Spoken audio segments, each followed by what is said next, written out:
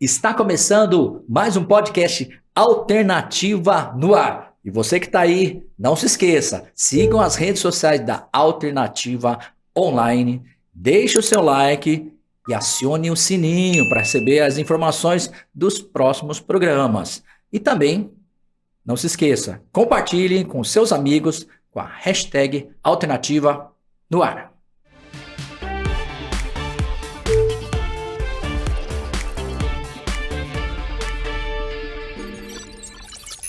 E o convidado de hoje trabalhou durante 36 anos no Banco América do Sul, é vice-presidente do Bunkyo, aqui de São Paulo, e é presidente da Fundação Kunito Miyasaka, que apoia diversos projetos de incentivo à cultura japonesa.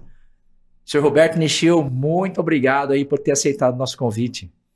Eu é que agradeço, Joy. Eu não sei qual é o seu interesse em saber a minha vida, eu sou um cidadão comum. Comum. Mas eu espero poder passar alguma coisa, né?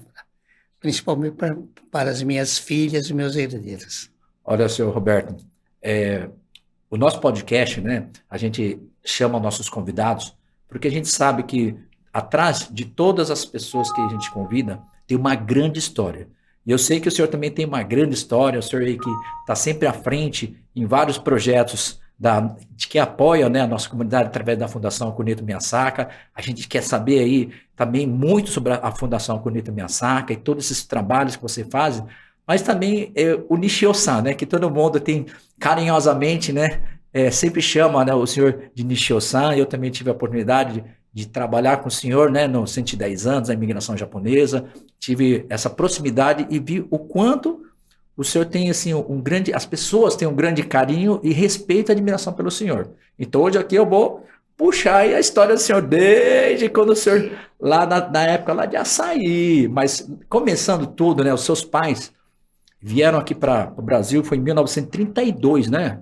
Sim, 32, vieram meu pai veio de Hokkaido. Para Tomé-Açu. Tomé-Açu, olha só, Tomé-Açu, que é a migração, né, que comemorou recentemente 90 anos na imigração japonesa lá e tem uma comunidade muito forte, né? Mas o senhor chegou a nascer lá ou seus pais ficaram vivendo durante quanto tempo lá? Bom, os meus tios ficaram até falecerem lá em Tomé-Açu. Mas meu pai ele chegou com 17 anos, depois de alguns anos ele contraiu malária. E veio para São Paulo para se tratar. Posteriormente foi para Açaí, no norte do Paraná. Lá conheceu a minha mãe, que é Nisei, né? Sim. E casaram. Então, e assim começou a minha história. Então quer dizer que o seu pai, praticamente assim, depois da malária, ele se mudou e os seus tios ficaram todos lá em Tomé-Açu, plantando pimenta do reino também. Ganharam muito dinheiro, depois perderam, né? Por causa da praga que deu na pimenta do reino, né? E lá em Açaí, quando o seu pai chegou em Açaí, ele já começou trabalhando em que ramo lá? Ele trabalhou no escritório que deu origem ao Banco América do Sul, né? Era Bratac, a Sociedade Colonizadora do Brasil, conhecido como Bratac. Essa Bratac foi por um tempo administrada pelo senhor Kunito Miyasaka. Eles colonizaram a fazenda Tietê, que hoje é a cidade de Pereira Barreto. Sim. Fazenda Bastos, que é a cidade de Bastos. E a fazenda Três Barras, que se transformou na cidade de Açaí. Mas esse início que você falou do Banco América do Sul, mas teve origem também lá de Açaí? Não, a matriz era São Paulo. São Paulo. Então ele trabalhava assim como se fosse uma filial. Na filial de Açaí. E que foi Açaí, o senhor falou Bastos e... Tietê, que virou Pereira Barreto. Pereira Barreto, que são 3 comunidades aí, né, da comunidade japonesa muito fortes, muito enraizadas, né? E agora o seu pai trabalhou nessa associação, né, que fundou, mas quando fundou o Banco América do Sul, ele continuava trabalhando também? Não, já não estava mais trabalhando. Não estava trabalhando. Sim. Aí o senhor lá Mas eu estava vendo num livro do Banco América do Sul, 50 anos do Banco América do Sul, na relação de funcionários que trabalharam na Bratac e depois posteriormente no Banco América do Sul, eu vi que consta o nome dele lá. Foi uma Olha que surpresa para mim. legal. Caramba, então o senhor tem a história do senhor é muito mais do que 36 anos de América do Sul. Já vem do seu pai, Desde meu nossa, pai, né? que legal. E Então, também eu assim, a tenho, origem então do Banco Panasul começou dessa forma, então. assim, Olha que interessante. E quando o senhor estava lá em Açaí, né? Como é que era lá? É que assim, Açaí, para quem não conhece, é uma cidade que durante muito tempo, assim, maior parte da população era Nikkeis, né? E a comunidade, né? A comunidade japonesa muito forte e é uma cidade que fica lá no norte do Paraná, pertinho de Londrina, né? sim. E como que foi a adolescência do senhor nessa época? A minha adolescência, infância e adolescência, eu acho que foi uma adolescência muito feliz. Nós não éramos ricos, mas éramos felizes, né? Açaí era uma cidade fundada por imigrantes japoneses. Então, no tempo que eu morava lá, a gente brincava aqui. Metade da cidade era de imigrantes e a outra metade de descendentes de japoneses. Quer dizer, quase 100% aí Era era, 100%. era Nikkei, né? Isso é, ou japonês mesmo, né? Sim. Ou Nikkeis, né? E agora, quando eu comecei a trabalhar no Banco América do Sul, com 15 anos de idade, eu era office boy, Isso lá em Açaí. lá em Açaí. Ah, E comecei trabalhando, distribuindo correspondência na cidade, né? Para os comerciantes, avisos de cobrança, esses negócios. Aí, quando chovia, eu não podia usar um sapato sem cadarço. ah. E cada passo que eu dava, o barro grudava na sola do sapato e ia crescendo. Ah, sim, ó, gente, ó. Isso é a terra roxa, viu? Isso daí é efeito da terra roxa lá do Paraná. Eu me lembro disso. E assim que cessava a chuva, saía o sol, aquele barro se transformava em poeira, né? Sim, sim. Então eu, como office boy, eu precisava ficar passando espanador nos balcões, passar pano, Caramba. limpando o balcão da poeira. Se o senhor andava sempre, porque lá, assim, o senhor está falando, andava, né, com o sapato e criava essa sola de. Sim. Então o senhor andava sempre com aquela espátula para ficar tirando o barro, porque eu me lembro disso no sítio lá do Tchan, né, que tinha que ficar Não, tirando eu não andava, mas na frente do banco tinha aquela enxada virada de ponta cabeça, né? enxada com suporte de Suporte de madeira. madeira. Olha, gente, E- isso daí é uma coisa assim, para quem vivenciou isso, lembra disso, né? Olha, é nostalgia, né? Para quem viveu em sítio, né? Sempre tinha essa enxadinha, aquele suportinho para colocar a mão e tirar aquela sola de barro, né? E dentro da agência eles colocavam pó de serra, né? Nossa, dentro da. Para o barro não ficar Sim. Não ficar sujando Su- tudo, né? sujando o Já piso. criava uma outra crosta ali embaixo, né? de pó de serra. Então. Mas era uma. E quando antes de começar a trabalhar no banco, a gente, no dia de chuva, aproveitava que o piso da rua ela ficava liso, a gente ficava escorregando ali, né? Ah, aquele. Né? Tudo de lama, cheio de Sim, lama, né? Nossa. apostava a corrida, Ah, só para levar um tombo, né? Então, olha era só, uma Michel, a gente brincadeira. fala isso, mas é engraçado porque hoje é praticamente inconcebível, né? Um pai ver uma criança deslizando uma ladeira de lama, né? E chegar todo marrom, tudo sujo em casa, né? Hoje, quando o neto faz uma brincadeira mais assim ousada, nós ficamos chamando a atenção, cuidado. Agora, Mas agora se eles soubessem o que o senhor fez, né? Então, recentemente eu estive em Açaí, 2 semanas atrás, mas estive em Açaí, nós fomos visitar o castelo, Sim. de estilo japonês, né? Ah, é? Mas esse castelo é uma coisa que já existia ou é coisa nova? Não é coisa nova, foi inaugurada, se não me engano, era um projeto do centenário, 2008, mas só foi inaugurado acho que em 2017, 2018, por aí. O senhor Mário Ikeda também era de Açaí, também, né? O delegado Mário Ikeda, sim. Também era de Açaí. Eu lembro que ele sempre defendia, falava, vamos fazer uns projetos lá para Açaí.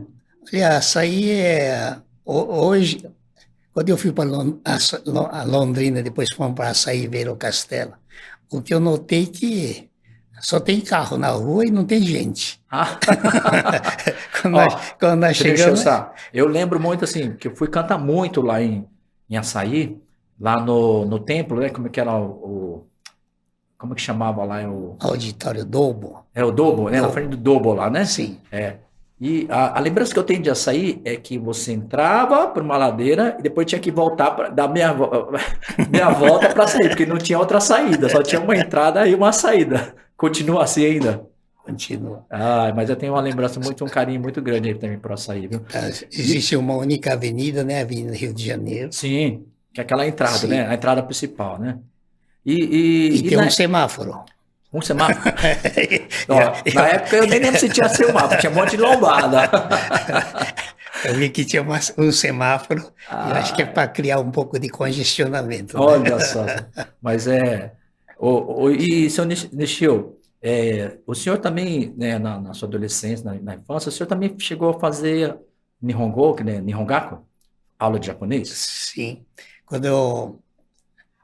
logo depois da guerra, né, eu nasci em 43, durante a guerra, quando eu estava com 7 anos, 6 a 7 anos, meu pai me colocou no Nihongaku, eu e meu irmão mais velho. Uhum.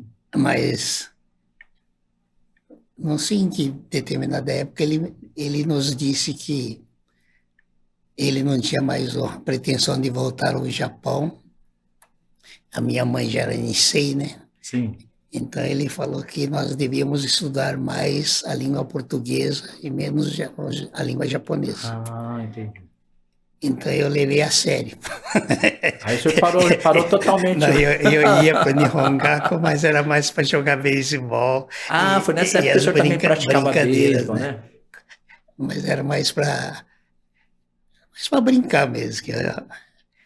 Mas as aulas de Nihongaku, alguns dias por semana, nós tínhamos aula de ginástica. A aula de ginástica começava cedo, às 6 horas da manhã. Naquela época era longe, né? Assim, da minha casa até a escola. Mas o senhor também ia a pé? Hoje, se for calcular, não é tão longe assim. Mas era tudo a pé. Sempre a pé. E o senhor está falando da Segunda Guerra. Vocês lá em Açaí chegaram a sentir na Segunda Guerra Mundial, quando teve, né, toda aquela perseguição, né, da nossa comunidade, né, por causa do Japão ter entrado na guerra, também contra os Estados Unidos. Lá também, o senhor chegou a sofrer algum tipo de... Bom, eu como criança, eu não me lembro nada, mas pela história que minha avó contava, o meu avô sofreu muito. Porque a cidade era praticamente de descendentes. Então, como é que foi lá? E meu avô e meu pai, eles foram presos durante a guerra por estarem ouvindo rádio japonês, conversando em japonês. Mas como ele só podia conversar em japonês, porque não conhecia, não sabia falar a língua portuguesa direito, né? Então, em casa era só falar em japonês. Entendi. E meu avô, ele era um empreendedor. Naquela época, ele tinha uma linha de ônibus. Naquela época não era ônibus, era jardineira, né? Jardineira? Tinha acho que duas jardineiras que faziam açaí Londrina. E tinha um posto de gasolina e um pequeno hotel. Tipo Nossa, uma ele pensão. é empresário, né? Mas na época da guerra ele perdeu tudo. Né? Eles tiraram tudo? Tiraram tudo. Mas depois que acabou a guerra, devolveram ou ficou sem nada? Devolveram, não deu. Teve que começar tudo de novo. Caramba. E nessa época eles estiveram presos durante 1 ano e pouco, lá em Curitiba. Então, depois da guerra, meu avô fez parte de uma comitiva que foi para Curitiba pleitear a abertura de um ginásio estadual lá em Açaí. Que legal. E ele, então, aqueles capitães, coronéis que ele conheceu na época, depois da guerra, ele já eram generais e pessoas importantes no estado do Paraná. Ele conseguiu trazer... então tinha uma boa relação com eles, né? Com os militares, né? Sim, ele estava preso, mas que podia cultivar tomate e vender na feira. Sim. Se ele quisesse sumir, ele desaparecia, mas ele voltava direitinho. Eu acho que nessas cidades que a gente tem, eu tenho bastante conhecimento também na questão de Tomé Açu, devido aí a minha sogra, né, que são de lá, que justamente por ser uma cidade que praticamente dominado pelos Nikkeis, fica praticamente inviável e impossível, né? Você praticamente coibir todo mundo de trabalhar e fazer as coisas, porque na cidade para, né? Então, tinha que dar essa certa mobilidade e já existia uma certa empatia, uma simpatia com a comunidade japonesa, pelos militares, né? Agora, na população da cidade, eu acho que, como os imigrantes chegaram e logo estavam prosperando, Sim. eu acho que havia por parte dos brasileiros de nível mais baixo alguma, assim, ressalva, né? Sim, sim, sim. E olha só, pessoal, vocês estão vendo o que a nossa comunidade passou na Segunda Guerra Mundial aqui no Brasil, a repressão que os nossos descendentes tiveram em várias cidades aqui do Brasil. Então você que está aí, ó, compartilhe com seus amigos, gente, ó, não esqueça aí, acione o sininho e compartilhe com a hashtag Alternativa no Ar. E depois que o senhor, né, fez o beisebol, praticou o beisebol, o senhor chegava assim, participava dos campeonatos intercoloniais também, não? Sim, eu comecei no beisebol aos 10 anos de idade. E qual era a posição do senhor? Não, aos 10 anos de idade eu não tinha nenhuma posição. Não tinha posição. Minha posição era ir catar bola no mato. Gandula, né? Catar bola e carregar balde d'água para os titulares, né? Então, quando alguém me pergunta qual a sua posição, em que posição que você joga, eu respondia que eu era bakitsu desu. Bakitsu. Era carregador de balde. Ai. Mas depois com 13 anos, comecei a disputar, ser titular da equipe da cidade. Olha, minha posição era de shortstop. Shortstop, para quem não sabe, qual que é a posição? Fica lá atrás? Não, na frente. Fica na frente, logo na frente? Interbase, né? Tem a primeira base, segunda base e terceira base. O shortstop fica no meio entre a segunda e a terceira base. Tá, entendi. Aí, aos 14 anos, eu era o capitão da equipe de Açaí, nós viemos jogar em São Paulo. Olha que legal. E Açaí foi campeão brasileiro. Caramba! Então foi o primeiro título que a cidade de Açaí conquistou. Caramba, isso foi em que ano? 1957. 57. Naquela época já existia bastante times de futebol aqui na nossa comunidade, de beisebol? Beisebol, sim. Sim. Então, nesse campeonato aqui, vinha pessoas do Brasil todo? Era mais estado de São Paulo e Paraná, né? Do Paraná só vinha o time campeão do norte do Paraná que vinha. Ah, entendi. Então, quer dizer, tinha lá no Paraná, tinha o campeonato paranaense, sim. E quem vencia vinha pro nacional aqui. E o título era tão importante que foi um feriado na cidade. Quando Uau! Porque praticamente todo mundo da comunidade também, né? Então, o esporte, né? O Yakyu é como se fosse o futebol hoje nosso aqui no Brasil, né? Que acho que o brasileiro, quando o Brasil ganha a Copa do Mundo, vira um feriado nacional também, né? E virou feriado e nós desfilamos pela cidade, né? No carro de bombeiro também? Não, a pé. A pé! Pô, pensei que ia ter um carro de bombeiro aí, né? Olha só. Esperando lá no aeroporto, né? Na rodoviária, né? Na rodoviária. Foi na estação de trem, né? Ai. Então, depois do infantil, também na categoria de juvenil, nós fomos campeões do Brasil, né? Caramba, bicampeão brasileiro. Sim, infantil e juvenil. Depois de 1962, eu vim para São Paulo para estudar. Eu queria fazer direito para ser juiz de direito. Então, mas por que direito mesmo, Tiação?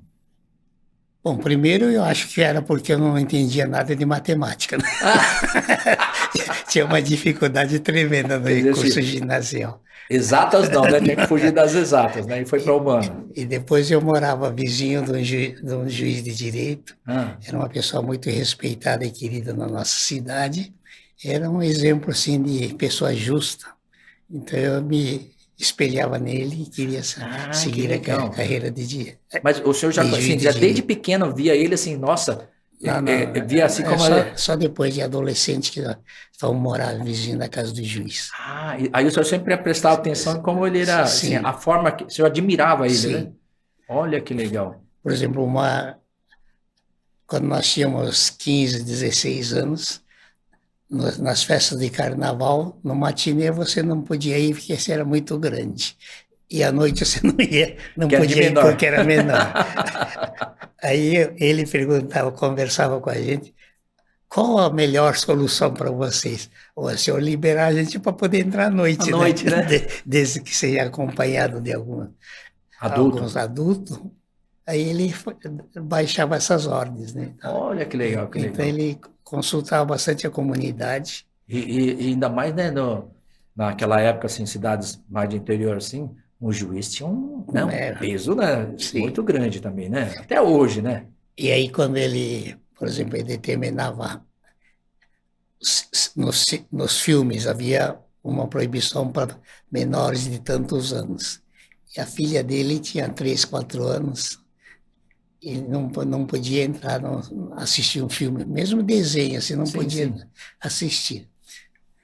Aí a minha irmã, que é mais nova, ela ia lá falar com o juiz para pedir autorização para levar a filha dele, né, para o cinema. Ele fala que não. E eu determinei que não pode, eu não posso abrir exceção para minha filha, né? Sim, Então sim, ele sim. era uma pessoa assim Bem, bem sim, certa. exatamente, é Então, muito justa, né? Justa. tudo isso influenciou em mim e eu queria ser um juiz de direito. Aí, em 1962, eu resolvi vir para São Paulo para estudar. Então, quando o senhor veio para São Paulo, né? Nessa época que você veio para São Paulo, foi a época que o senhor também começou a trabalhar na América do Sul ou você foi trabalhar em outro ramo? Então, quando eu vim para São Paulo, eu saí do Banco América do Sul em Ah, saiu. 1962. Final de 61, saí do banco. Tá. Em janeiro de 62, eu vim para São Paulo. Aí, na viagem, a gente vinha de ônibus, né, de Londrina a São Paulo. Sim. Na viagem, não me lembro se era na cidade de Bandeirantes ou Cambará, eu encontrei, numa das paradas do ônibus, eu encontrei um grupo de japoneses, assim, Nikkeis, né, num bar lá de... Aí eu estava vendo, eu notei que estava lá um conhecido meu.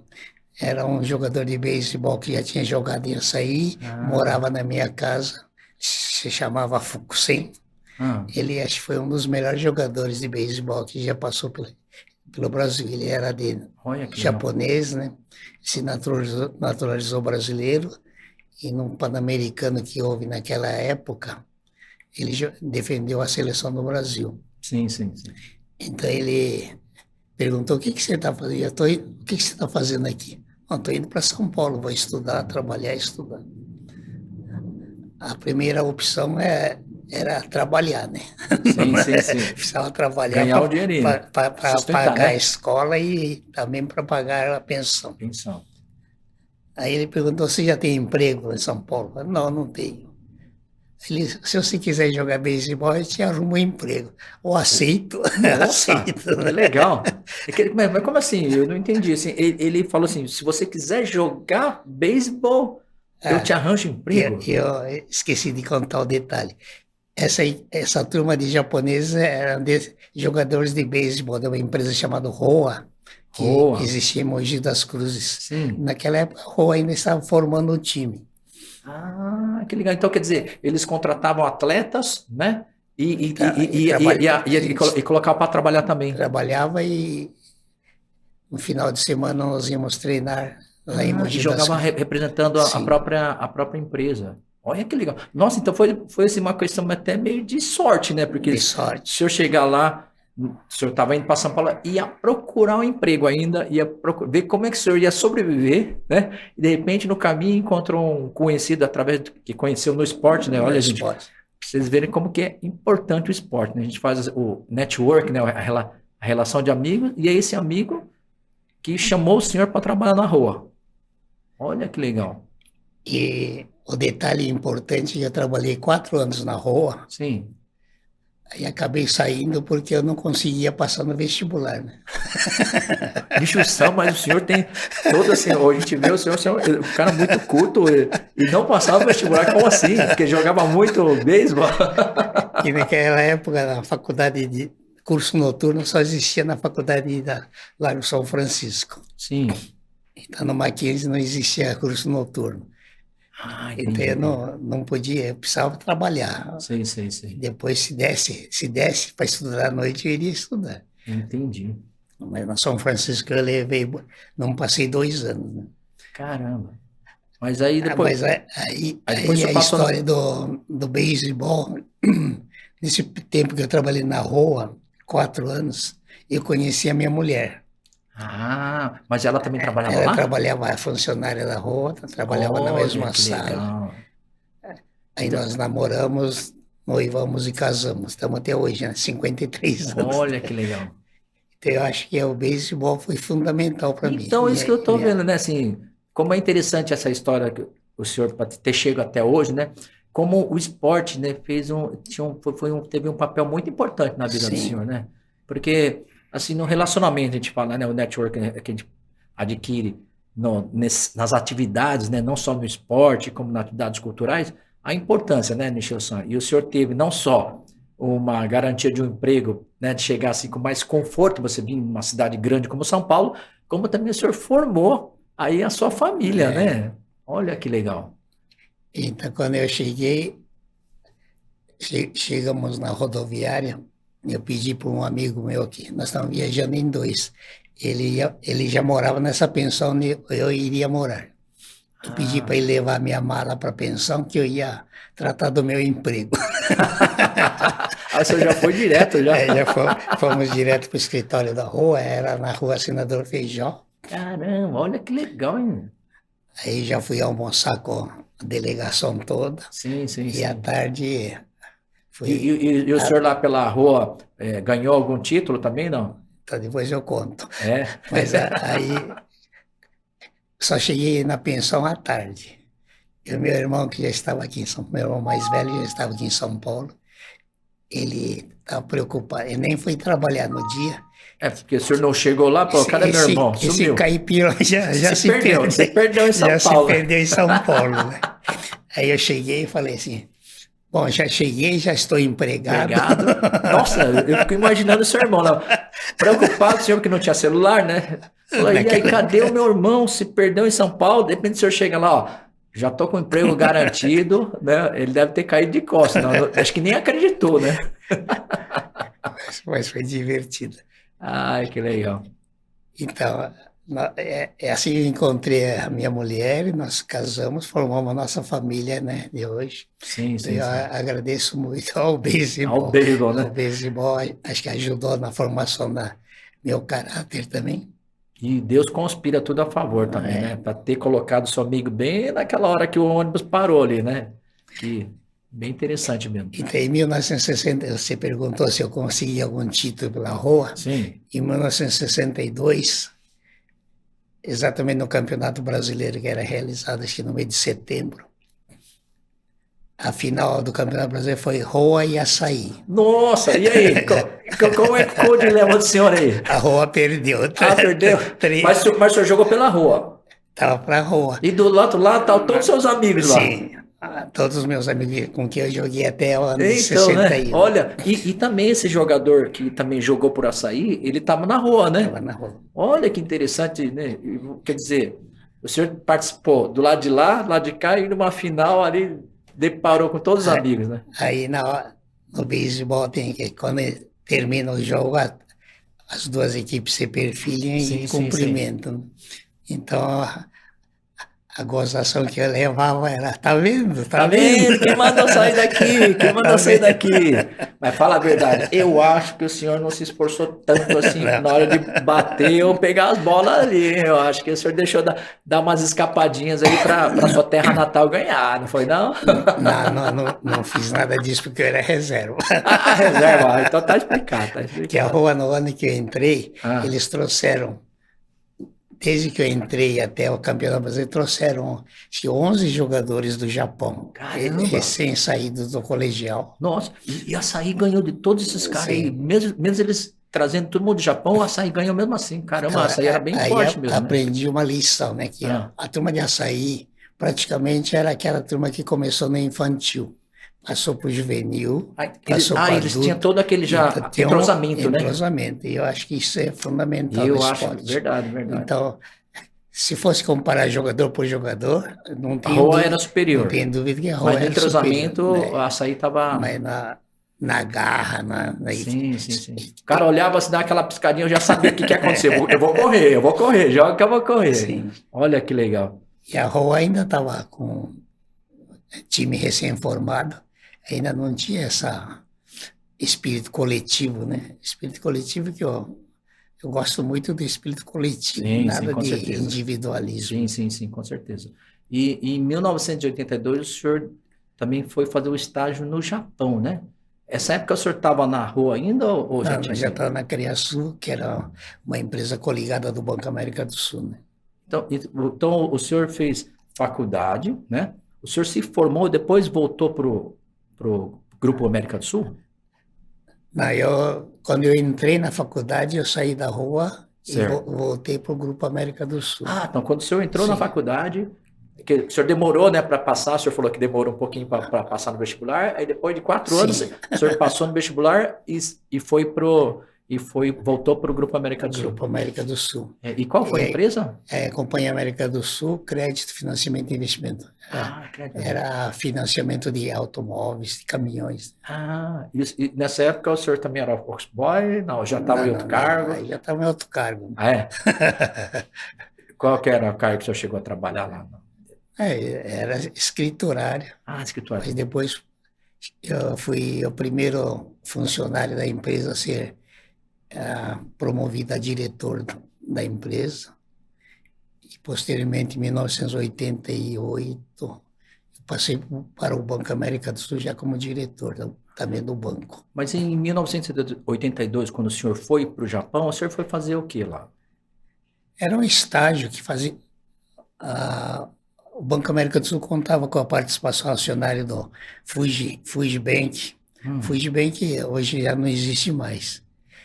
Mas na época era considerado um dos maiores bancos do mundo. Né? Olha só. E tinha também uma participação da Yasuda. Seguradora? Não, Shintaku é uma empresa de investimento da Yasuda. Então nós fomos fazer estágio nesses dois bancos, mas de estágio mesmo praticamente não houve nada. Né? O que eles faziam era visitávamos indústrias que eram clientes ou ligadas a esses bancos. E era um negócio interessante, que é melhor do que... Como o meu japonês é ruim... Então isso que eu ia perguntar para o senhor, né? Se eu ficasse lá ouvindo, acho que não ia guardar nem 30%. Então isso que eu ia perguntar. O senhor falou que desistiu meio que da língua japonesa, né? E foi fazer o estágio. Como é que foi? O senhor se virou bem lá, né? Então, nós íamos mais para visitar fábricas. Também era uma dificuldade, porque não trabalhava em indústria, né? Trabalhava em banco. Sim. Mas deu para notar muitas coisas. E tem na lembrança até hoje, né? E nessa época já tinha toda assim, essa automação, sim, como é hoje lá no Japão, linhas de montagem, todo aquele processo. Nós fomos visitar a Nissan, era ligada ao Fuji Ginko. Então eles arrumaram uma visita a uma fábrica da Nissan, que legal. acho que era lá em Utsunomiya, se não me engano. Aí, chegando lá na direção de Fukushima, daquele lado. Sim. Chegando na fábrica da Nissan, fiquei reparando assim, achei as fábricas brasileiras, por exemplo, eu comparei com a Volkswagen. Nunca entrei dentro da fábrica da Volkswagen, mas passando pela Via Anchieta, eu notava como a fábrica era grande, né? Bonita, grande. A fábrica japonesa era, até uma certa altura, ela de tijolos, e depois a parte de cima era uma telha, aquelas telhas de plástico, assim, penduradas. Pendurado. É um negócio bem modesto, né? Mas por dentro, naquela fábrica existiam 800 robôs. Caramba, naquela época já tinha tudo robôs, já? Caramba. Aí eu até comentei, né? Porque é interessante, no Brasil as fábricas são suntuosas e tal, e acho que é mais mecânica, manual. Né? E no Japão é o inverso, no Japão a fábrica são simples. Mas dentro é tudo automatizado. Mesmo internamente os escritórios para os engenheiros que trabalhavam lá, era uma cobertura de plástico, aquele plástico transparente, só para que não entra poeira lá. Olha só. E tudo com o robô lá dentro. Aí eu perguntei para o senhor que estava assistindo na nossa viagem, falei que no Brasil as fábricas são assim. E aqui eu vejo que as fábricas são tão simples. Eu falei que se fizesse uma estrutura muito pesada aqui, no terremoto, poderia demolir todo o prédio e estragar todo o maquinário. Os 800 robôs que eles tinham. Né? Se der um terremoto, como as telhas são leves, né, não vai estragar tanto, né? Olha que, querendo nesse pensamento, né, que lá a visão deles é totalmente diferente da nossa, né? Quer dizer, eles têm que já até se preocupar com os abalos sísmicos, né? Com terremoto, taifun, essas coisas, e aqui a gente não tem nada disso, né? Não tem nada disso e eles têm que ficar se preocupando com isso, né? Em 1989, né, o senhor também foi para um seminário, né? Na Universidade de Keio, né? Lá em Tóquio. E o que foi esse seminário? Bom, aqui no Brasil existe um Instituto de Direito Comparado Brasil e Japão, foi fundado pelo Dr. Kazuo Watanabe, né? O Dr. Kazuo Watanabe foi o primeiro juiz Nikkei aqui no Tribunal de Justiça de São Paulo, também foi o primeiro desembargador, é uma pessoa muito influente na área jurídica. Sim. Então ele periodicamente organizava uma viagem para fazer para participar de um simpósio lá na Universidade de Keio. Então eu fui convidado pelo Dr. Kazuo, quando eu trabalhava no banco, e eu fui. No banco o senhor também chegou a trabalhar na área jurídica, né? Sim. Mas foi nessa época de 89 que o senhor estava na área jurídica? Já estava na área jurídica. Então por isso que ele chamou o senhor também para fazer participar do seminário. E como eu participava também na Câmara de Comércio e Indústria Japonesa, representando o banco na área jurídica, o Dr. Kazuo também fazia parte desse grupo. Então, numa das reuniões, estrategicamente, ele falou com o presidente do Banco América do Sul, posso levar o Roberto para o Japão? Então, aí ele ficou sem jeito. Não pode. Pode. Não pode. Né? Aí conseguimos levar mais um colega nosso, um brasileiro, Rui de Oliveira Pereira, né? Temos uma amizade com ele de mais de 50 anos. Até hoje mantemos essa amizade. Então nós fomos lá para Keio. Também o seminário foi de 2 dias. Ficamos 20 dias, 18 dias passeando. Só passeando. Mas desde a primeira viagem que eu fiz em 82, a orientação que eu recebi de meus chefes, diretores superiores, era para conhecer o Japão, mesmo fazendo viagem de turismo, para conhecer o Japão, como que os japoneses viviam. Para entender, né, a cultura, né? É isso que eu ia perguntar para o senhor, né? Tanto na primeira viagem como na segunda, aconteceu, assim, alguma coisa inusitada que o senhor, assim, que marcou muito para o senhor nessas viagens? Sim. Então, na primeira viagem, eu andando de ônibus, turismo, eu reparava que em qualquer canto, um terreno baldio qualquer, alguém estava plantando alguma coisa. Numa cidade do interior, eu observei que até na calçada, tinha uma falha na calçada, tinha um canteirinho lá. Sim. E ninguém pegava, né? Me deixou muito admirado, porque aqui no Brasil... É impensável, você deixar ali, alguém vai lá e faz a salada se tem um fruto crescendo... Ele pula o muro para pegar lá. A pessoa pega, não vai comer, mas também acho que pensamento que eu não vou comer, mas ninguém vai comer, e acaba estragando. Né? É verdade. Aí um dia eu estava, já em 88, 89, estava passeando com a minha mulher e a prima da minha mulher lá na cidade de Yamagata. Os pais da minha mulher vieram de Yamagata. Então, estava andando e eu vi uma plantação de maçã, aquelas maçãs Fuji, assim, grande aqui na minha cabeça, né? Não tinha cerca, não tinha nada, né? Estava andando na calçada, uma maçã bem na minha cabeça, assim. Perguntei para a prima da minha mãe, e se eu pegar essa maçã e comer, o que acontece? Ela falou, não entendi sua pergunta. Não entendi. Não, daí repeti. Eu estou passando aqui, eu pego, como, qual vai ser a reação? Ela simplesmente olhou para mim, por que você vai pegar uma coisa que não é sua? Olha só que legal. Quer dizer, o que para a gente de repente até seria normal, né? É um ato normal, tá aqui, pega e sai comendo. Lá é impensável, né? Assim, essa coisa do pessoal respeitar, né, o Sim, espaço dos outros, né? Então, isso é muito importante, né? E foi um aprendizado para o senhor, não foi? foi um. E depois eu queria tirar fotografia daquela plantação de maçã Fuji, né, bonita, Sim, assim. sim. E tinha, assim, a curiosidade que tinha espelhos embaixo do pé de maçã, diz que é para refletir o sol. Ah, Não sei se é para adocicar a adocicar, maçã. porque né, os raios solares, porque às vezes pega só na copa, né? Então, para pegar É, os frutos de baixo, tem esse reflexo aí para poder adocicar também as frutas de baixo. Olha que interessante. aí eu falei, eu vou tirar fotografia dela. Ela falou, não, espera. E eu vou pedir autorização do proprietário. Ah, se pode, Ela né? foi lá, a casa era próxima. Sim, sim. Ela voltou, disse que pode tirar. Então Boa. eu tirei. Eu estava pensando, será que não vão me dar nenhum para experimentar? Fala assim, eu vim do Brasil, né? Eu preciso provar, né? Ai, ai, Mas ai. Mas é muito importante, né, esse aprendizado. Então, quer dizer, o senhor sim. ficou, nessas 2 vezes que o senhor foi, o senhor voltou diferente, né? Ah, Com um pensamento diferente do sim, Japão. O senhor tinha, assim, toda a convivência da nossa comunidade, da cultura japonesa, mas dos imigrantes, né? Mas depois que o senhor foi para lá, o senhor percebeu que existe um pouco de uma diferença. O senhor sentiu essa diferença? sim.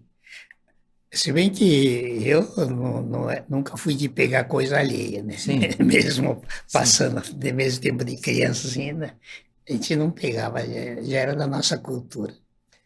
Mas aqui no Brasil a gente observava que todo mundo pega, é normal, né? Sim, sim. Eu era sócio de um clube de golfe, tinha um pé de jabuticaba, os meninos que carregavam as bolsas para nós, eles iam lá, pegavam, comia tudo. O senhor falou, né, que voltou diferente e tal, e depois, no Banco América do Sul, que o senhor voltou, como é que foi o seu trabalho, né? O que mais aconteceu depois que o senhor voltou do Japão? Então, em 1990, logo depois que eu voltei do Japão, o banco completou 50 anos Sim, e tinha planos de expansão muito grande. Mas por uma infelicidade e também por em razão da situação econômica do próprio país, sim. naquela época desapareceram a Cooperativa Agrícola de Cotia, a Cooperativa Sul Brasil e mais tarde o Banco América do Sul e quase todos os bancos de médio porte. Que foi em 1990, foi 90, justamente quando estava a inflação, né? sim, Estava assim, gigantesca aqui no Brasil, né? Que foi achei, onde iniciou também até o fenômeno de Kansei, o pessoal ir para o Japão na nós década de 90. chegamos a ter inflação de 80%, 90% ao mês, Ao né? mês, né? Ao Nossa, era mês. uma coisa assim impensável, né? E foi nessa época, então, que aconteceu esse fechamento Sim, Cotia, né? das Da três principais empresas que davam japonesa. sustentação à comunidade nipônica, né? Sim, Então, em 1998, quando o Banco América foi vendido, o seu Correia, que foi o Nisei, aliás, o único Nisei que presidiu o Banco América do Sul, ele teve uma preocupação, porque com o futuro das entidades da comunidade nipo-brasileira, sim, sim, porque com a Cooperativa de Cotia, Sul Brasil e o Banco América do Sul eram as empresas que davam sustentação a essas entidades, né? sim, sim. Patrocinando os eventos. Tudo. Então, a conselho de um advogado que assessorava a venda do banco, doutor Ari Oswaldo Matos Filho, é um dos grandes nomes da nossa advocacia. Ele sugeriu a criação de uma fundação e não Ah, uma associação, que a entendi, associação, por deliberação dos associados, o patrimônio poderia ter outra destinação, entendi. enquanto que for fundação, haverá sempre a fiscalização do Ministério Público através da curadoria da fundação. Então, a fundação seria perene, existiria enquanto existisse o patrimônio. Ah, E entendi. nós temos, desde 98, então foi constituída a fundação, e no Estatuto Social, o principal objetivo é realmente auxiliar as entidades da comunidade nipo-brasileira, as entidades beneficentes, né? Culturais, assistenciais, esportivas, para que eles pudessem se manter. Aí a fundação, durante praticamente 10 anos, teve que se organizar o seu patrimônio para, com a rentabilidade, começar a ajudar as entidades. Agora, uma dúvida que muita gente tem é, assim, Fundação Kunito Miyasaka. Quem foi Kunito Miyasaka? O Kunito Miyasaka foi um dos grandes personagens da imigração, da história da imigração japonesa, né? Ele foi administrador da Sociedade Brasileira, Sociedade de Colonização do Brasil Limitada, Bratat, onde meu pai trabalhou lá em Açaí. Então, ele, como administrador dessa sociedade colonizadora, ele colonizou a fazenda Tietê, que virou a cidade de Pereira Barreto, fazenda Bastos, que virou a cidade de Bastos, e fazenda Três Barras, que virou Açaí, a cidade de Açaí. Quer dizer, é a mesma participação que teve junto à criação do Banco América do Sul também. Então, ele que depois... Foi um dos fundadores. Depois ele, em sociedade com o seu Yoshio Kikato, que já tinha uma casa bancária Bratat, eles transformaram essa casa bancária Bratat em Banco América do Sul. E o Banco América do Sul, logo depois da guerra, também foi... Logo que se iniciou a guerra, foi nacionalizado, né? Olha que interessante. Então ficou na mão de brasileiros, e só depois da guerra é que, com a ajuda do senador Apolônio Salles, o senhor Miyasaka e o seu Kato conseguiram retomar a posse do Banco América do Sul. Então, o nome da Fundação Kunito Miyasaka deu-se o nome de Kunito Miyasaka, nossa fundação, em homenagem a esse personagem, que foi o fundador do Banco América do Sul. Entendi. Porque todo esse patrimônio, né, que foi deixado, que foi transferido aí para a fundação, teve todas as lógicas, né? Teve toda a participação do início, né? Que uma das pessoas que trabalhou, que foi o Sr. Kunito Miyasaka, né? Sim. E por isso o nome, né, que foi dado à fundação, né? E o senhor sabe que a comunidade japonesa, né, da década de 80, 90, até a existência aí quando foi vendido o Banco América do Sul, olha, é muito difícil eu não conhecer uma pessoa que falar que não trabalhou no Banco América do Sul, né? Eu mesmo trabalhei na América do Sul, lá em Curitiba, na época da faculdade. Meu gerente era o senhor Orídio, né, que foi o superintendente aí, né, também aí na época do Sudamérica, depois, né, do Banco Real, e que também ficou muito tempo aí no Santander.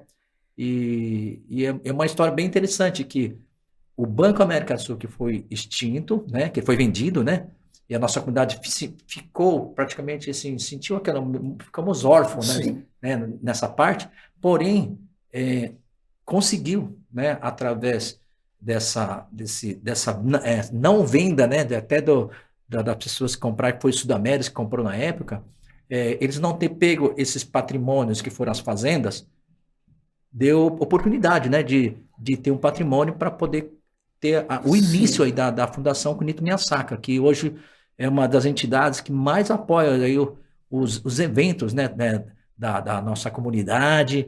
A gente vê em vários livros, né, que a Fundação Kunito Miyasaka sempre está patrocinando, e também aí participou muito ativo, né, o senhor também participou, foi muito ativo, né, aí também nos festejos, né, do centenário da imigração japonesa, né? Eu sou o terceiro presidente da fundação, né? O primeiro presidente foi o Dr. Luiz Salles, filho do Dr. Apolônio Salles, né? Ele foi o primeiro, ele era membro do Conselho Deliberativo do banco. Sim. Era uma pessoa de grande prestígio na sociedade brasileira, né? Já é falecido. O segundo foi o Antônio Rosa, também um publicitário, ele trabalhou junto com o Luiz Salles, mas ele ainda estava ativo, trabalhando no mercado, então ele não tinha muito tempo para se dedicar à fundação. E o senhor assumiu em que ano? Então ele renunciou, ele avisou ao Dr. Luiz Salles que ele teria que se afastar. Sim. Aí o Dr. Luiz Salles me chamou e me disse que eu não estou pedindo, hein? É uma Estou ordem. mandando. É uma ordem. Mas isso foi em que ano que o senhor assumiu? 2013. 2013. Sim. Mas então, nos festejos do do centenário da imigração japonesa, o senhor ainda não estava na Fundação Kunichi Miyazaki, né? Nós já estava, eu fui um dos fundadores da fundação, né? Ah, tá. O senhor trabalhava na parte jurídica também lá? Na fundação, a gente era...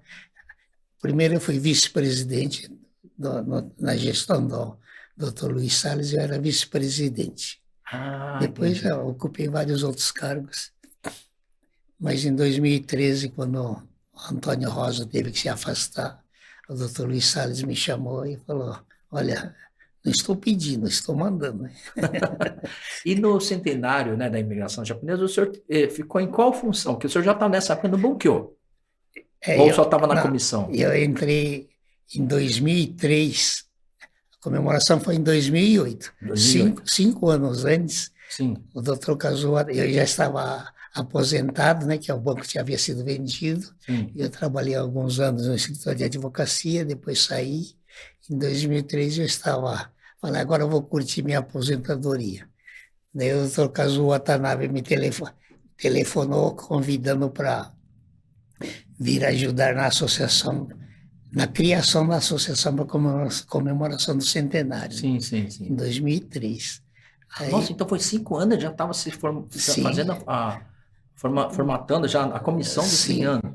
Caramba! Foi constituída uma pessoa jurídica, sim, independente do Bunkyo, né? E os principais associados eram o Bunkyo, Kenren, Enkyo, Aliança Cultural e a Câmara de Comércio. Que são as 5 entidades, né? Principais, mais representativas. Como é que fala? Em Nihongo tem um nome que eles falam, Godantai. Godantai. Que significa... Godantai... 5 entidades. 5 entidades. Ah, entendi. Que geralmente são essas principais, todos os festejos, sim, então as 5, né? Então eu entrei lá para auxiliar o Dr. Mário Iwamizu. O Dr. Mário Iwamizu já faleceu também. Mas na parte jurídica? Sim, era para ser secretário-geral. Eu era adjunto, secretário-geral adjunto. Olha, que é um cargo assim, muito importante, né? Porque você tem que estar envolvido em todos os setores, né? E participar de todas as reuniões e o mais trabalhoso, lavrar as atas, né? Escrever tudo que estava sendo falado. E nessas festejos, assim, que foi uma festividade, sim, foi incrível, né? Foi um marco na nossa comunidade, que a gente fala, a gente que faz eventos na nossa comunidade, a gente fala que o marco do centenário foi muito importante, que isso propagou demais muitos eventos, né, começaram a aparecer, propagou demais a nossa cultura, deu uma visibilidade incrível. O desfile que teve lá no Sambódromo também foi uma coisa incrível, né? A família imperial teve o desfile, eu também participei desse desfile, também tive a oportunidade de participar. Mas quais foram os maiores desafios que o senhor teve, né? Que o senhor fala assim, puxa, teve os 110 anos, mas os 100 anos, que foi uma festividade muito maior, qual que o senhor pontua assim, com uma das grandes dificuldades que teve na época? A grande dificuldade foi a falta de dinheiro, né? Mas isso, todas as festividades têm isso, né? Que quando foi constituída a Associação para a Comemoração do Centenário, a esperança é que viria algum dinheiro do Japão. Mas do governo do Japão, eles informaram que para construções assim não viria, eles não patrocinariam construções. Certo. E na época existia um grande projeto de construção, de mudar o Bunkyo da São Joaquim lá para o Parque Vila Lobo. Sim. Existia um prédio da cooperativa de Cotia, né, que já estava desativado, e havia sido comprado por um grupo de joalheiros.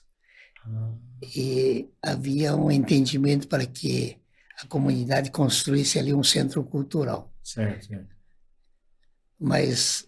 Eu me lembro de ter visto esse projeto, era um projeto grandioso, né? Era do Rui Otaki, né? Aí, como não veio dinheiro, também se inviabilizou. Foi nessa época que foi criada aquela Instituto Brasil-Japão? O Instituto Brasil-Japão foi criado em 2006. Para servir de braço financeiro, para 2008, a comissão. E existe até hoje, né? Existe e eu sou O presidente senhor é presidente também, né? Da Fundação. Quer dizer, o senhor hoje está como presidente da Fundação Kunito Miyasaki e também presidente do aí Instituto do Brasil e Instituto Japão. Brasil-Japão, que nos 110 anos também teve um papel assim, fundamental, tanto que, né, tivemos aí muitas conversas, né? A gente Sim. sempre estava em muita conversa com o senhor. E nos 110 anos em relação ao 100 anos, teve muita diferença também? Foi, assim, tirando a falta de dinheiro, que é sempre assim, o né? tamanho, o tamanho da comemoração foi totalmente diferente, né? Sim, foi menor, né? Agora, o que eu senti na comemoração do centenário foi nós pensávamos que nós, Niseis ou Sanseis, nós iríamos organizar uma festa em homenagem aos Isseis, né, os pioneiros imigrantes. Mas, na verdade, o que eu notei que a participação dos brasileiros, as empresas brasileiras Olha tiveram uma participação muito importante. No 110. Não, no centenário. No centenário. Até o Banco Bradesco foi um grande patrocinador. Sim, sim, sim. Os jornais publicavam no mês de junho de 2008, né, no ano do centenário. Os jornais praticamente todos os dias publicavam alguma coisa sobre o centenário. A grande mídia, né? Televisão também. Sim, sim. Então, nós notamos que quem estava festejando mais eram os próprios brasileiros, né? Então, por isso que... Até no Carnaval teve uma escola de samba que homenageou aí a comunidade japonesa. Sim. Por isso que a gente fala que foi um marco muito importante, né, para a nossa comunidade, porque tem muitos eventos que tem em outros estados que não tem praticamente muita comunidade, que deu essa visibilidade aí também para os eventos. E depois, em 2009, fizemos um seminário, um simpósio de avaliação do centenário. Sim. Aí convidamos alguns jornalistas brasileiros do estado de São Paulo, da TV Globo. E a constatação é que eles falaram que nenhuma outra comunidade italiana, espanhola, alemã fizeram uma festa de comemoração do centenário da imigração. Só os japoneses que conseguem. Caramba, olha que legal. Aí nós falamos que também foi graças a vocês, né? Que deram todo apoio, né? Deram total apoio. Mas também eu acho que foi um reflexo do respeito que os nossos ascendentes, sim, através do trabalho, do sacrifício, da honradez, né, dos valores, deixou aqui no Brasil, né, a imagem de seriedade. E, Nishio-san, então, em 2013, né, o senhor assumiu aí a presidência, né, da Fundação Kunito Miyasaki, e, como eu comentei, né, no início, que a Fundação ela tem assim, patrocinado, apoiado muitas atividades da nossa comunidade, e assim, só para entender, assim, qual é o perfil dos projetos hoje que a Fundação tem apoiado? Bom, nós temos dado preferência para projetos culturais e também assistenciais. Projetos culturais é edição de livros. No início nós não entrávamos em festivais. Certo. Achávamos que era só festa, mas também nos abriram os olhos que existia muito de cultura nos festivais. Com certeza. Então nós falávamos assim, para não ceder o braço, né? Então nós vamos participar dessa parte cultural. Entendi. Mas no fim acabamos entrando em quase todos os festivais, né? Agora, o que existe é muita divulgação dizendo da contribuição da Fundação. Certo. Mas os valores que são envolvidos não são nada assim de espantar, são valores pequenos que têm ajudado as entidades a realizar os seus eventos, e o nosso objetivo é que com esse dinheiro que nós contribuímos, que a entidade consiga realizar o seu evento e arrecadar mais receitas, né? Sim, sim, sim. Não simplesmente gastar o dinheiro e ficar devendo mais, abrir um buraco. Entendi. Existem alguns casos que, infelizmente, tem sido assim, né? Eles realizam e deu prejuízo. Então, aquele dinheiro com que nós contribuímos, no fim, foi uma infelicidade para eles. Entendi. E nos 110 anos, né, assim, eu me lembro né, que eu tive muito contato com o senhor devido à música, né, Arigato Brasil, que foi a música tema, né, que nós trabalhamos aí muito, né, e a gente viu que, eu vi isso muito de perto, né, assim, o quanto o senhor se preocupa mesmo, né, com essa questão da cultura, e o senhor que praticamente analisa a possibilidade, estuda todos os projetos que a Fundação hoje apoia. Na fundação existe tem um conselho diretor, que são os diretores, são 4 diretores, e tem mais, e eu como presidente, o senhor Osamu Matsu é vice-presidente, e tem um superintendente-geral, Iko Tamaro. Além de nós 3, temos ainda o conselho diretor. Então tem todo um conselho, né? Tem as reuniões mensais lá que trazem os projetos e são aprovados, né? Então não quer dizer que só porque mandaram para mim que está aprovado. Sim, lógico, com certeza. Precisa ter uma análise e tudo.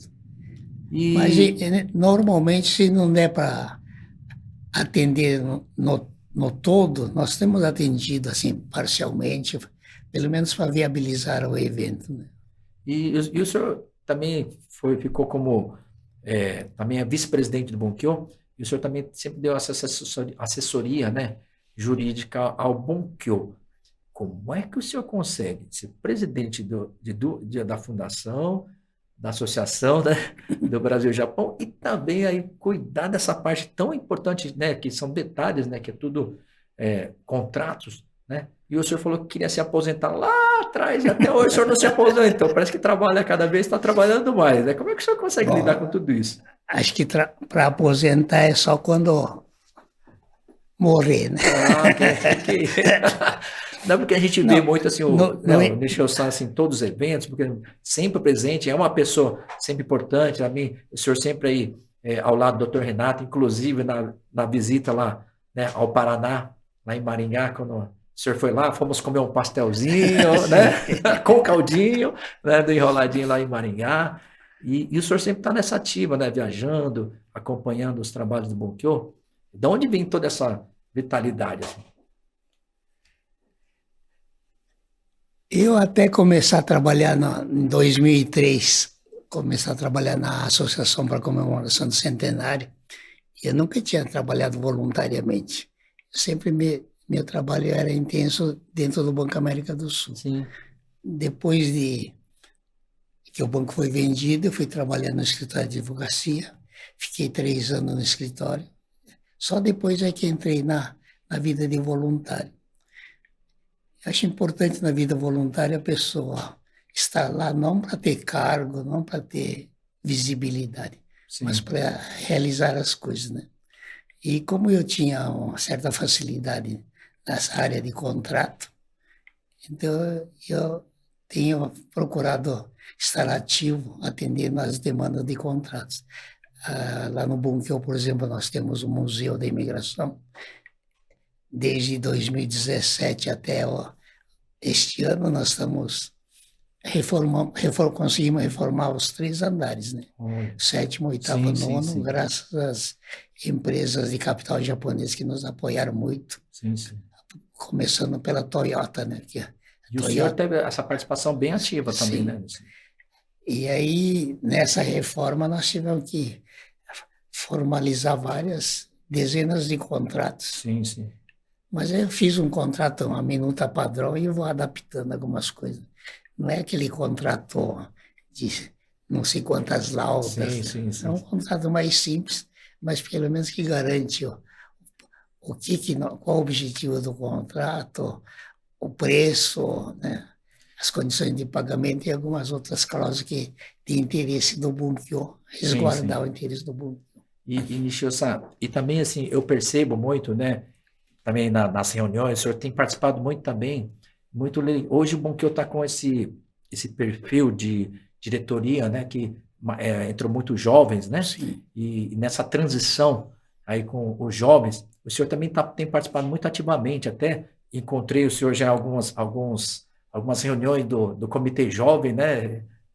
Tanto que de jovem eu mesmo, nem sei porque eu estava lá, mas de jovem, a gente nem jovem, mas de pensamento, e o senhor também estava sempre ali acompanhando muito próximo, né, aí ao Comitê Jovem do Bonquio.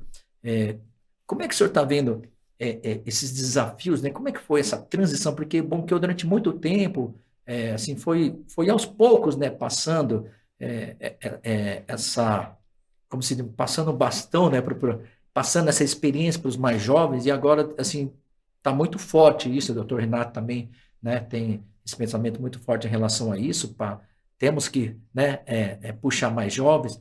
Como é que o senhor avalia essa transição aí que está sendo hoje, né, das pessoas mais experientes para essa turma mais jovem? Eu acho que a pandemia da Covid-19,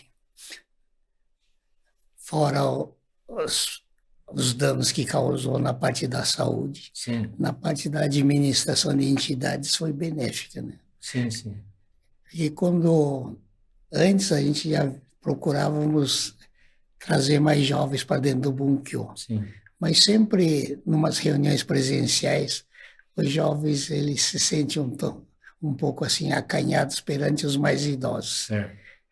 Aí quando veio a pandemia e houve a ordem, determinação para que fossem fechadas as portas das entidades, né? Não se realizar mais nenhum evento presencial. Nós falamos, e agora, né? Nós, nós os mais idosos, né? Sim, sim. E agora, o que vamos fazer? Como que o Bunkiel vai pagar suas contas, manter o quadro de funcionários? Aí um jovem, ele pediu autorização para realizar o Bunka Matsuri de forma online, Sim, sim, sim. da turma do comitê de jovens, Sim, né? sim. Aí foi autorizado, os diretores nem sabiam o que era, mas autorizamos. Quer dizer, os jovens, né, que tomaram. Tomar a Assim, frente. que tudo voltou-se para a internet, né? Voltou de forma online e com a tecnologia, né? Uma Sim, coisa mais. E os jovens que estavam mais familiarizados com isso, né? Então, eles acabaram tomando a frente, né? E também o próprio Bunkyo, né? Por falta até assim de não ter ações, né? Deu toda essa abertura e sim. eles surpreenderam, né? Acho que era o Bunka Matsuri, o primeiro evento que foi realizado online, Sim, sim. Santo foi, acho que da comunidade foi bateu o recorde aí né? de audiência online, foi com certeza foi o primeiro Banca Matsuri. Sim, quando nós fazíamos o Bunka Matsuri presencialmente lá no prédio do Bunkyo, Sim, o máximo que conseguimos foi juntar 19 mil pessoas em 2 dias, né? sim. No final de semana. Esse Bunka Matsuri online, não sei quantas mil visualizações, São demais. Não, e fora que atingiu já conseguiu envolver todas várias entidades Nikkeis do mundo, né? do mundo, atingiu até o Japão, América Latina toda, né? Hawaii, Peru, É, Argentina, vários aí, né? Aí foi aí que a diretoria também viu realmente o grande potencial dos jovens, né? assim, em termos de arrecadação de recursos, praticamente não existe, porque Sim, sim. Mas em mas termos de para propagação, mas né, para da cultura, manter vivas as atividades do Bunkyo e principalmente para transmitir esperança, né? Todo mundo recluso em casa, já pessoas entrando em depressão porque não podia se locomover. sim, sim, Aí vinha essas mensagens de otimismo por parte dos jovens, e sim, eu acho que sim. ajudou bastante. E acabou atraindo também, né, assim, de uma Sim, certa forma, por eles se sentirem, poxa, encontramos uma área que a gente né? pode contribuir, né, e estamos tendo espaço, acabou trazendo também, né, um pouco mais jovens para dentro, né? Sim, hoje na diretoria nós temos pessoas extremamente competentes, né? O secretário-geral da diretoria, o Hugo Teruya, Sim, ele é um jovem que ele era da associação lá de Okinawa de Vila Carrão. sim, Em questão de um ano e meio, o crescimento dele é notório, né? sim, sim, sim. Nós admiramos muito a conduta dele como pessoa, é uma pessoa esplêndida. Tem o Dr. Masami Ueda Júnior, um advogado jovem também, um advogado brilhante, né? Sim, sim, sim, sim. O escritório dele que ganhou aquela concorrência para privatização do Parque Ibirapuera Sim, foi a empresa assessorado por eles, é que ganhou a Caramba. concessão, né? Que foi justamente eles que coordenaram, né, o Sakura A Matsuri, Sakura né, Matsuri. esse ano que também foi um grande sucesso, e não só de público, também como de arrecadação, né? Então, na área patrimonial tem o Silvio Yamamura. Silvio Yamamura é um diretor de uma das maiores construtoras aqui O de São Zetec, Paulo, né? é, Então, temos uma série isso de... foi bem interessante, né, como tem essa renovação. Agora, Nishio-san, hoje nós temos aí, lá no Japão, já está comemorando agora, esse ano, são 32 anos, né, da nossa a ida, né, dos brasileiros ao Sim, Japão, né, da comunidade lá no Japão, e muitos retornam para cá. O senhor acha que essa ida ao Japão tem essa imersão na cultura japonesa, vivendo lá no Japão, isso contribui para as pessoas que estão voltando para o Brasil e contribui também para a nossa comunidade? eu acho que nós devemos analisar sobre vários aspectos. Recentemente eu estive em Londrina, e Londrina cresceu muito nos últimos 10 anos. Tem uma área lá que antes que era abandonada, agora virou uma nova Londrina, lá, né? Sim, sim. Prédios, dezenas de prédios de alto padrão. Então eu fui jantar num restaurante, era de um ex-decassegue. Ele e mais um irmão, uma irmã, eles abriram uma doceria e numa galeria, lá num shopping. Na frente da doceria, do lado está o restaurante. Sim. Então, eles no Japão, eles trabalharam numa doceria, mas já trabalharam com foco no que fazer quando voltar ao Brasil. Sim, sim, sim. E pelo que me contaram, já tem algumas outras cidades já conseguiram abrir também. Ah, que legal.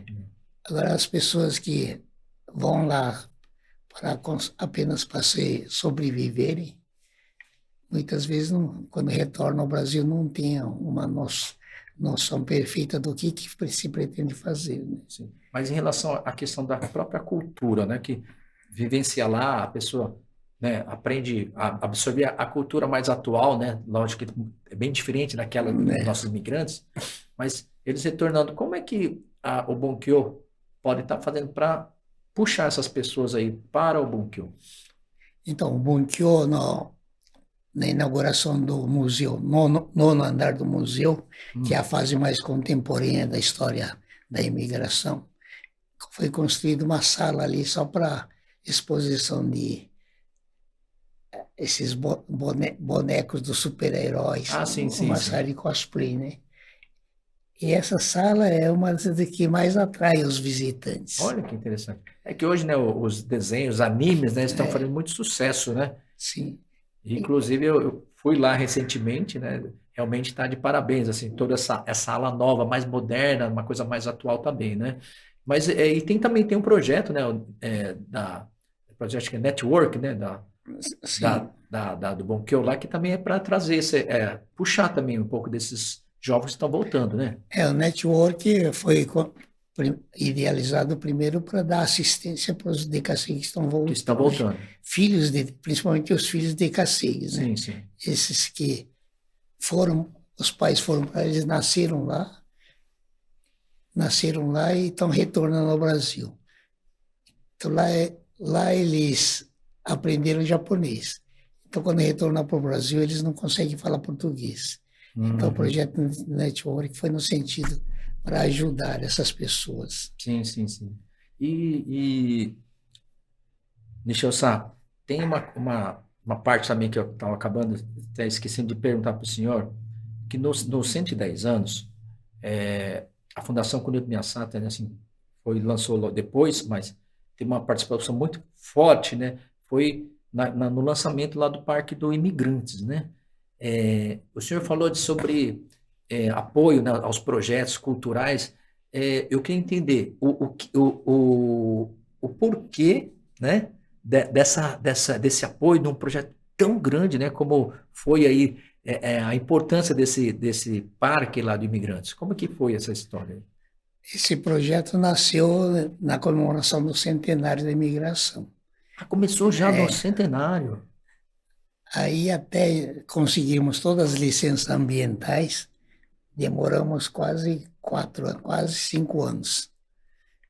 Então, quando eu assumi a presidência isso daí não foi obra minha. Até eu sempre falo que se fosse eu não ia fazer. Porque é muito grande, né? Nossa, é um projeto gigantesco mesmo. Então, um projeto que foi idealizado pela dupla, senhor Antônio Rosa e senhor Correia, né? Na época. Então, a intenção era fazer, como a fundação só vinha contribuindo com as outras entidades, então nós não tínhamos um projeto próprio. Estamos ajudando para a viabilização de projeto de outras entidades, né? Sim. Mas nada era feito pela fundação. E a fundação mesmo, nós não temos condição de fazer, porque somos em poucas pessoas. Sim. E a maioria já acima dos 70, quase 80 anos. Mas houve essa intenção de fazer alguma coisa em nome da fundação. Então foi legal. idealizado esse parque ecológico. São quantos E metros quadrados? esse parque ecológico, o terreno, a fundação já possuía. Ah, já era da fundação aquele terreno. E não se podia fazer nada, ela só podia fazer algo Mas também relacionado. foi uma herança também da época do Banco América do Sul, Sim. esse terreno? Ah, entendi. Então, mas era um terreno onde não se podia fazer nada lá. Porque tem preservação ambiental lá, né? Tem a preservação. Então, a única coisa que poderia fazer é algo relacionado à preservação. Sim, sim, sim. Assim mesmo, levamos 4, 5 anos para conseguir todas as licenças. Né? Olha só. E hoje ele está aberto ao público, né?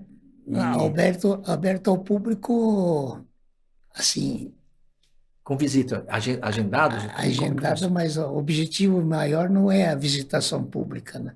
Uhum. O objetivo maior daquele parque é para propiciar condição de estudo da fauna e da flora da Mata Atlântica. Então, o parque foi construído como meio de preservação da Mata Atlântica. Entendi. Então, o público reclama que vocês fecham sábado e domingo. Ah, então assim, na verdade, o parque mesmo assim, ele é muito voltado para as pesquisas, né? Para as pesquisas e de preservação. Então, nós temos já alguns projetos de parceria firmado com a Unifesp, a campus de Diadema. Unifesp é a Universidade Federal, né? De São Paulo, campus de Diadema. Existe uma faculdade de biologia lá dentro. Uhum. Então, os biólogos levam os alunos para coletar plantas e insetos. Olha que legal. Eles fazem tudo estudo. Voltado para pesquisa mesmo. Tudo pesquisa. Entendi. Olha que legal. E também temos assim, convênio com a Prefeitura de São Bernardo para levar crianças do curso fundamental da escola pública. Eles vão lá visitar. Tá. E são visitas agendadas ligadas a todas as escolas. Entendi. E esses alunos já são educados, né? Uma vez uma diretora pediu autorização para levar os alunos para fazer um piquenique. Piquenique? Daí nós falamos, pode vir, né? E, não sei se você já foi lá. Ainda não tive a oportunidade. Não foi? Então, mas é suspenso. Eu vi que tem uma passarela enorme. Mas... Tem a passarela suspensa e também tem as trilhas no meio do mato. Certo. Eu nunca fui para trilha porque... Mas essa escola veio e lá no topo do morro, tem um morro, você sobe pelo bondinho, tem um elevador vertical, né, que percorre 100 metros para subir 40 metros. Vai assim 100 metros. Entendi. E lá em cima tem uma área de descanso. Então, fizeram o piquenique ali. Aí, sempre acompanhado de um monitor do parque. Certo. Aí, depois do piquenique, os alunos todos deixaram lá refrigerante, os copos, o resto de comida, tudo. E já estavam saindo. Daí o monitor chamou, vem cá. Chamou um por um, deu um saco plástico, pega o que você comeu, o que você bebeu, coloca aqui dentro e leva lá até o portal, que lá nós temos O lixo. o lixo, todo assim já Aham. separado para... Quer dizer, já está dando até uma educação, Mas né? da Educação de educação. limpeza também tem que importante, né?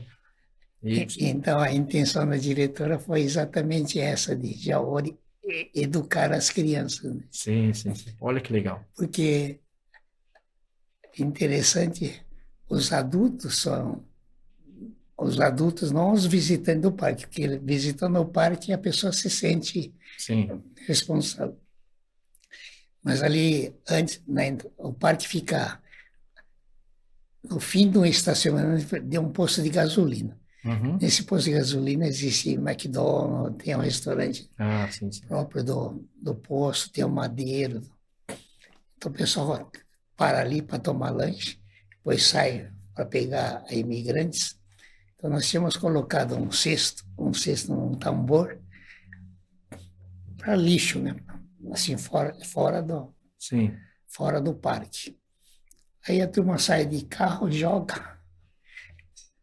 Se acertar o tambor, tá tudo bem, mas Se se não, cair deixa lá e fora, vai deixa embora. lá e vai embora, né? Caramba, mas é complicado, né? Então nós falamos assim, também nós precisamos ensinar ele de criança, É.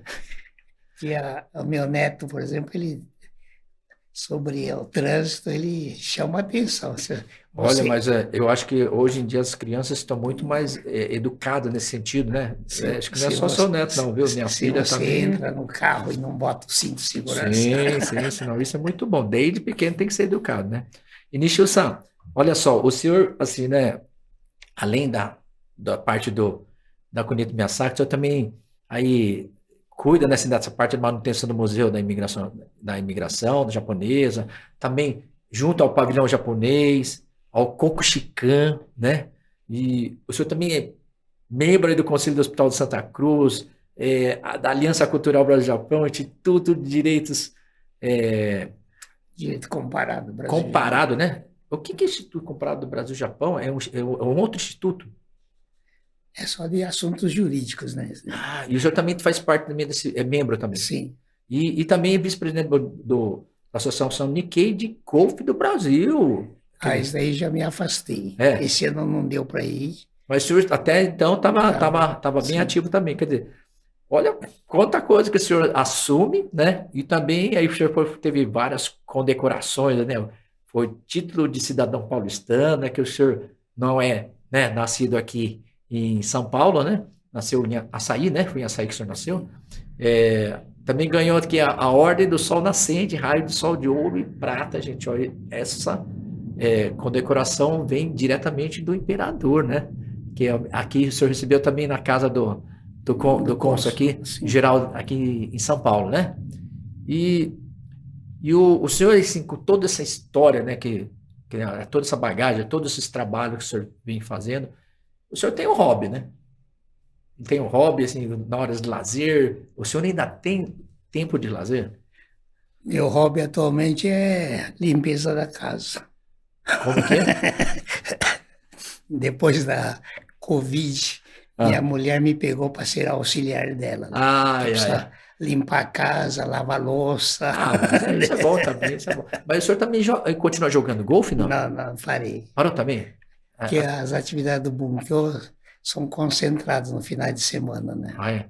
Ó, então, gente, pessoal do Bonkyo, tem que de vez em quando deixar eu sair, voltar a praticar um esporte, né? Que é importante, né? Manter aí a saúde.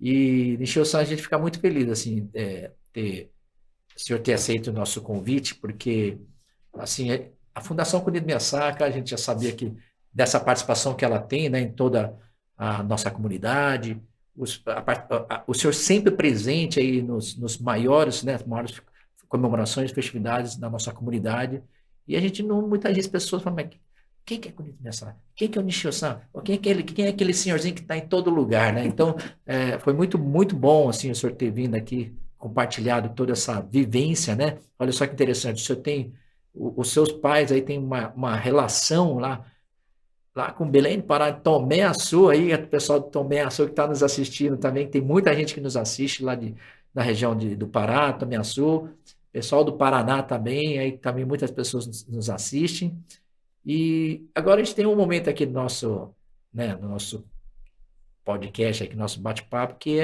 a gente vai mostrar umas fotos aqui do senhor que nós temos aqui. Eu queria que o senhor só comentasse assim, que momentos são esses aqui, dessas fotos aqui, ó. Vamos lá.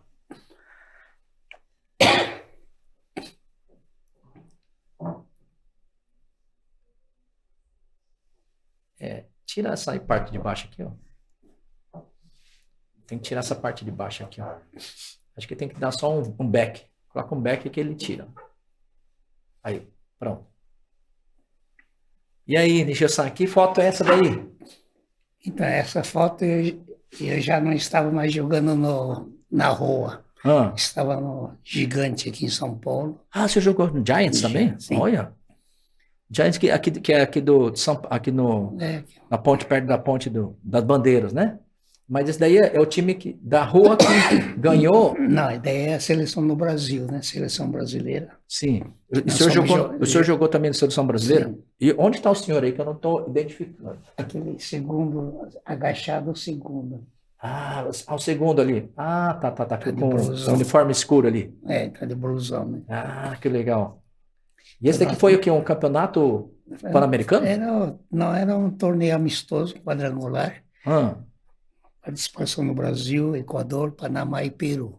Olha que legal. Então, nós perdemos para o Peru na final. Não, Panamá. Panamá era muito forte. Olha que legal. Então, nessa época aí, o beisebol brasileiro era exclusivamente de Nikkeis, né? Sim. Hoje são poucos os Nikkeis que conseguem. E agora, vamos ver. Opa, essa daí foi? E daí na inauguração do Parque Ecológico Imigrantes. Ah, sim.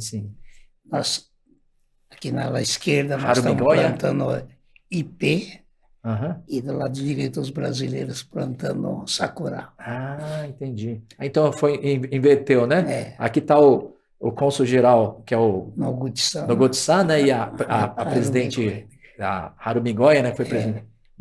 Na esquerda está o Dr. Ayrton Grazioli, que foi curador de fundações do Ministério Público. Ah, sim. Está o prefeito Orlando Morando, de São Bernardo do Campo, e o secretário de Meio Ambiente lá de São Bernardo do Campo. Olha que legal. Vamos lá? Esse daí? E daí no dia que recebi a condecoração da comenda lá do Japão. Quando o senhor recebeu, aí o senhor foi homenagear também lá no Bunkyo. Sim. Ah, que legal. Isso daí foi em que ano mesmo? 2018. Ah, foi nos 110 anos. Então é interessante, né? Em 2008, eu recebi o título, tem aquele que o jornal Nikkei patrocinava. Sim. Era Prêmio Paulista de Esporte. Sim, Paulista. Eu ganhei em 2008. Nossa! No centenário. Agora, em 2018, eu ganhei essa comenda. Olha. E também o título de cidadão paulistano. Sim, olha que legal. 110 anos. Né? Que mais temos aí? Opa! Daí é lá no... olha, eu tô aí também, pô. Daí foi lá no... E daí foi recente, né? Sakura Matsuri. Eu acho que foi no Sakura Matsuri. Kokushikan, né? Na área VIP, daí, aquela área VIP lá. Então, né? Precisamos terminar a construção desse pavilhão, né? Sim. Inclusive está ficando muito bonito, né? O projeto é muito bonito. E foi a Peruco-san que está cuidando dessa área aí também, né? Quem é o responsável é o Celso Mizumoto. Né? Sim. Olha só. Daí é a área suspensa aí, né? Lá do parque, né? É, o Parque Ecológico. Olha que lindo, hein? Toda essa passarela aí construída com... Não é madeira, né? Dá a impressão de ser madeira, mas é... Não é madeira? Não. O quê? É tudo plástico reciclado? É pó de serra com plástico. Sério? Mas é tudo reciclado também? Reciclado. Caramba, olha que legal. Nossa, mas olhando assim, realmente parece de madeira, né? Olha que legal, hein? Vamos ver. Daí foi a cidadão paulistano. Paulistano, né? Isso daí foi também em 2018. Olha só que legal. Temos mais? E nós fizemos lá no parque. Isso também foi, a homenagem foi lá no parque? Sim. Oh, que legal. E E, Chussan, é assim, eu fico assim muito. Eu já admirava o senhor, né? Porque, como eu falei, eu tive uma proximidade maior com o senhor, foi nos 110 anos, que durante aí todo o projeto, né, da música Arigatô Brasil, o senhor esteve praticamente lado a lado comigo, eu sempre passando ali, enchendo a paciência do senhor. E o senhor, assim, nos apoiou de uma forma, desde o início, né? Me lembro que o senhor, junto com a Harumi Goya e também com Kikuchi-san. Kikuchi-san, né? O Hideshima, o Tério, assim, todo mundo, vocês apoiaram logo no início todo esse projeto. E eu tenho uma gratidão, uma grande gratidão pelo senhor aí, por o senhor ter nos apoiado, né? E ter o sucesso que foi a música Arigatô Brasil, que até hoje, né? Muitas pessoas ainda aí no todo o Brasil têm acompanhado. E também, assim, parabenizar, né, todo o trabalho do senhor, que agora é interessante que a gente queria saber muito sobre a Fundação Kunito Miyasaka e a gente acabou aprendendo mais sobre o Banco América do Sul, né, da fundação, da onde saiu, tudo que o ponto inicial, né, que foi lá também, lá em Açaí, o seu pai teve uma participação também muito importante. Então a gente tem que aqui só, assim, realmente agradecer ao senhor e saber, senhor, o senhor tem alguma mensagem que você poderia deixar para os nossos jovens, essas pessoas que estão aí praticamente vão assumir, né, esse posto que o senhor aí durante toda essa trajetória teve na nossa comunidade? Qual é assim o conselho, qual é a mensagem que o senhor dá para esses jovens aí que vão propagar a nossa cultura?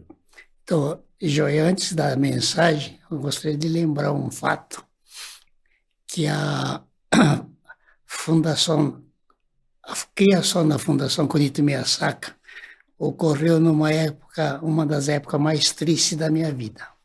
Eu tinha trabalhado 36 anos no Banco América do Sul. Sim. O Banco América do Sul estava sendo vendido, então nós iríamos ser aposentados, porque dentro do Banco Comprador também existia o cargo de diretor jurídico. Sim, sim. Então e antes eu estava já pensando, né, numa aposentadoria feliz, assim, não compulsória, né? Uhum. Mas aí, de repente, eu fiquei desempregado. Depois de 36 anos trabalhando no banco, você ficar desempregado é um negócio que Perde o chão, né? perdi completamente o chão. E graças à Fundação Kunito Miyasaka, eu tive uma segunda vida, né? Se não tivesse a fundação, certamente estaria depressivo. Hoje já teria até morrido. Que isso? Não, mas realmente a Fundação Kunito Miyasaka me deu mais motivação para trabalhar. Depois eu continuei no Bunkyo, todas essas entidades. Então eu acho que essa vida de voluntário, esses prêmios que você citou, foram conseguidos graças ao trabalho voluntário. E o trabalho voluntário não é de uma única pessoa. O trabalho voluntário é a conjugação de esforço de várias pessoas, né? Sozinho você não consegue fazer nada, né? Isso é verdade. Então, é isso que eu gostaria de lembrar.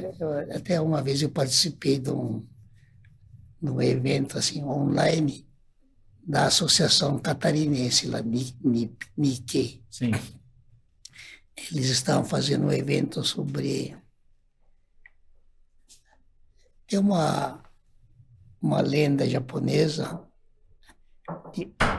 da pessoa que derrubou um pote, uma cerâmica, uma porcelana, né, valiosa, e mandou restaurar a porcelana, mas não ficou uma marca feia aqui. Aí ele mandou colocar pó de ouro. Então aquele jarro ficou restaurado com pó de ouro, ficou mais valioso, valioso, tendo outro significado, né?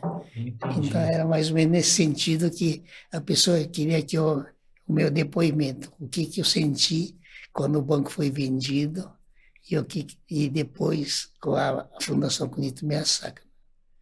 Então, meu sentimento é de gratidão, né? Gratidão ao seu Denda ter pensado na constituição de uma fundação. E assim nós estamos conseguindo ajudar, contribuir para a realização de muitos eventos, estamos contribuindo para a publicação de livros. Esses livros serão muito importantes para que as futuras gerações conheçam a história. Com certeza, com certeza. Então, eu acho que nós estamos...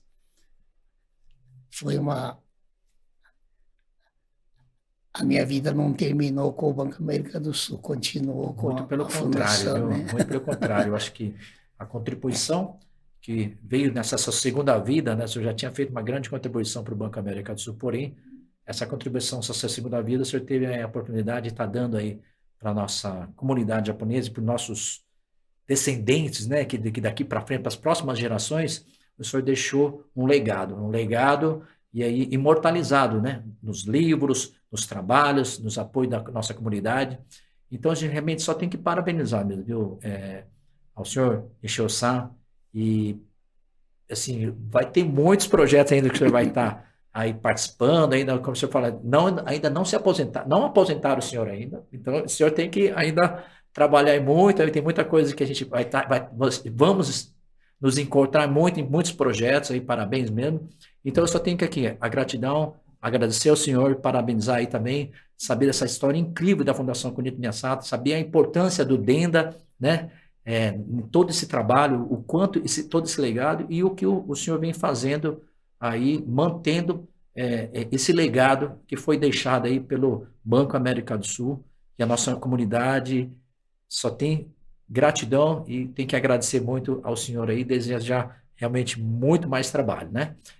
E, gente, estamos chegando aí, né, ao final, né? A gente podia estar conversando muito mais aqui no nosso podcast, mas olha, gente, você que está em casa, lembre-se, cara, compartilha aí com todo mundo. Gente, olha, história incrível aqui que o Nishio-san compartilhou com a gente, toda a história da Fundação Kunito Miyasato, também do Banco América do Sul, e aí toda essa trajetória dessa pessoa incrível, de coração assim, gigantesco, que é o senhor Roberto Nishio, mais carinhosamente chamado de Nishio-san, né?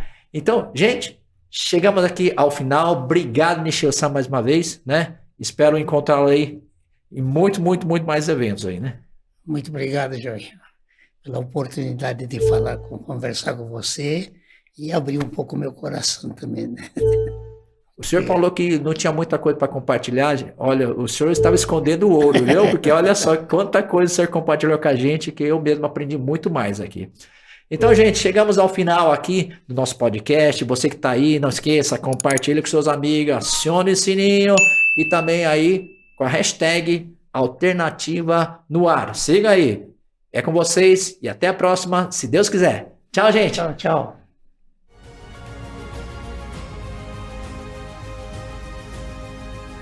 Juntos com a Alternativa no Ar. Juntos com a Alternativa no Ar. Juntos com a Alternativa no Ar. Juntos com a Alternativa no Ar. Juntos com a Alternativa no Ar. Juntos, Alternativa no Ar. Juntos com a Alternativa no Ar. Juntos com a Alternativa no Ar. Juntos com a Alternativa no Ar. Juntos com a Alternativa no Ar. Juntos com a Alternativa no Ar. Juntos com a